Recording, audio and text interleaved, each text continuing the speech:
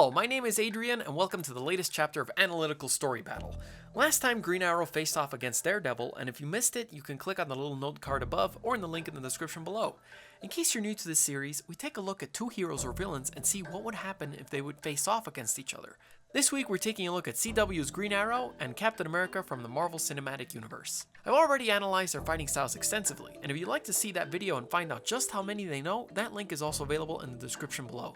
As usual, a strong emphasis is placed on their martial arts background, and in an effort to keep things even, there will never be an environmental defeat where one of the fighters will use something around them to win the battle. Each battle is won or lost decisively. And as before, you'll get to hear what's going on in the fighter's mind and see their moment-to-moment thoughts broken down extensively so you can feel like you're in the fight with them.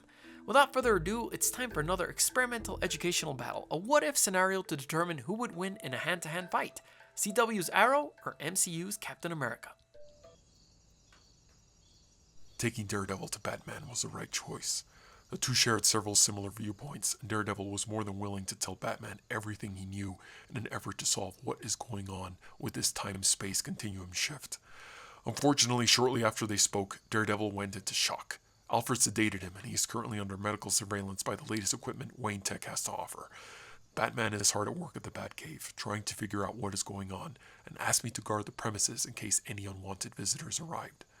So far, so good. It's been several hours and nobody of any significance has visited. He got a couple of packages left at the front door, but nothing out of the ordinary. I suddenly spot a motorcycle in the distance. An individual in a brightly colored blue and red uniform sits atop the motorcycle.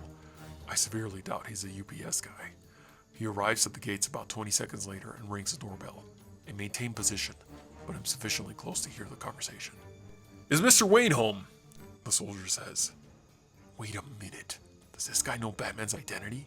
Bruce only told me that after grilling me for about 3 hours to judge my character. I luckily passed. I'm sorry. Who are you? Alfred responds. Just someone who's come to collect a friend. Mr. Wayne is currently on a business trip, sir. Could I take a message? Just bring Daredevil to the front gate and I'll be out of your hair in a jiff. There is nobody by that name currently staying here. Okay then. Hard way it is. And with that, the soldier throws the giant shield on his back to the side of the gate, and with impeccable timing, jumps on it the moment it's bouncing back to get in the front yard. As it bounces off the second wall, he catches it in midair and lands perfectly on the ground, shattering the small fountain beneath him in the process. Batman, we have an unwanted guest, I whisper into my comms. So I've heard. I can't leave right now. Can you take care of him? Batman responds. No killing, right? I inquire. No killing. He answers. I switch off my comms and fire a shot that flies right past his head. The next one won't miss. What are you doing here? I tell him. My name is Steve Rogers and I've come to collect a member of our team. We haven't formally recruited him, but I've kept an extremely close eye on him. I don't mean you or Batman any harm. And yet you've already destroyed his property. I promise you we will reimburse that. Just hand over Matt Murdock. Batman has been listening in through the comms and lets me know that's not an option. We have no idea who this guy is, and if what he's talking about is legitimate or not. I'm afraid I can't do that, I say. And I'm afraid I can't leave here without him. I fire a trap arrow, but he quickly blocks it with his shield. It envelops over it, and as it does, he fires a shield right at my position. I jump out of the way, but miraculously, the shield ricochets back to the super soldier, cutting the net in the process.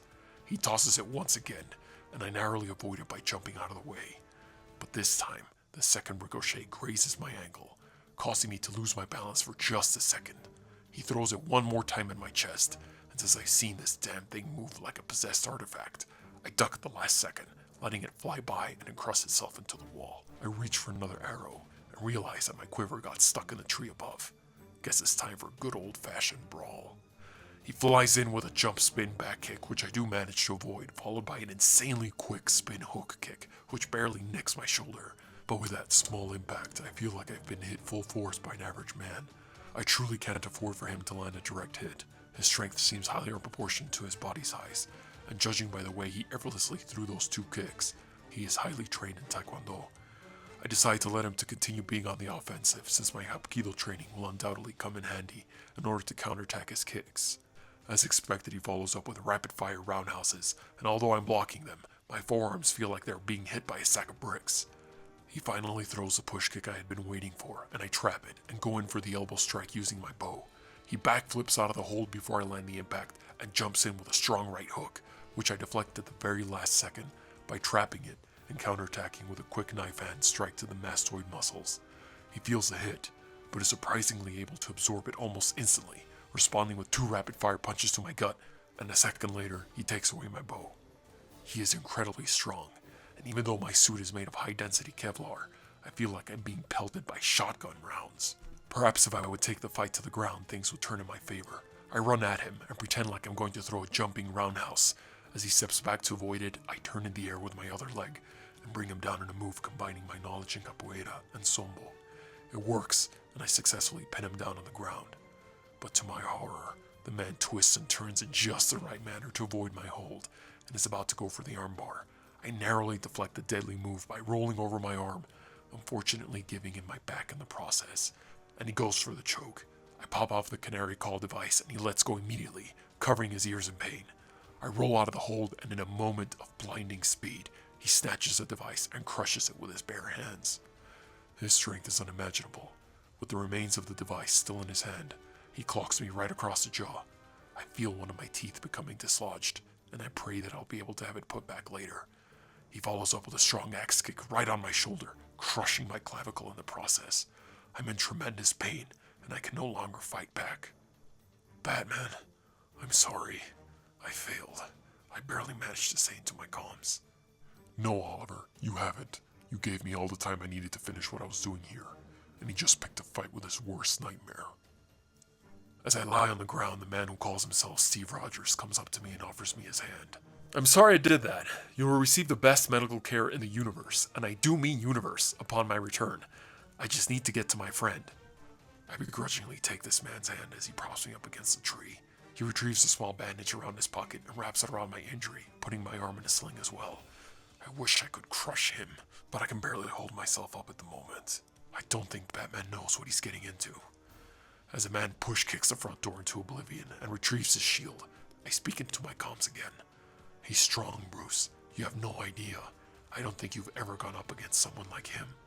I faced overwhelming strength before. It takes much more than that to win a fight. He's an excellent martial artist as well. I count more than half a dozen fighting styles. Don't worry, Oliver. I'm sending Alfred to tend to your wounds. I'll deal with our guests in just a moment. And there you have it. What did you think of the fight? Let me know in the comments below and feel free to leave your suggestions. This battle, much like the one before it, was tricky to map out, but in the end I had to give the victory to Captain America. Oliver may have fought superpowered individuals before like Deathstroke, but Captain America's on a whole other level. He may know less fighting styles than Oliver, but every single one of his punches or kicks hurts Oliver to an unimaginable degree. He's also extremely skilled.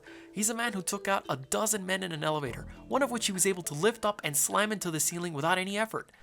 Oliver may have a chance of defeating Captain America with a few more years of experience up his sleeve, and with beefed up armor to withstand Cap's devastating punches and kicks.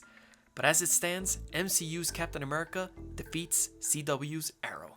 Join my Patreon to get access to cool behind the scenes stuff and a bunch of other rewards. Subscribe and you can follow me on my Twitter, Instagram, and brand new Facebook fan page, Godzillarex. See you next time.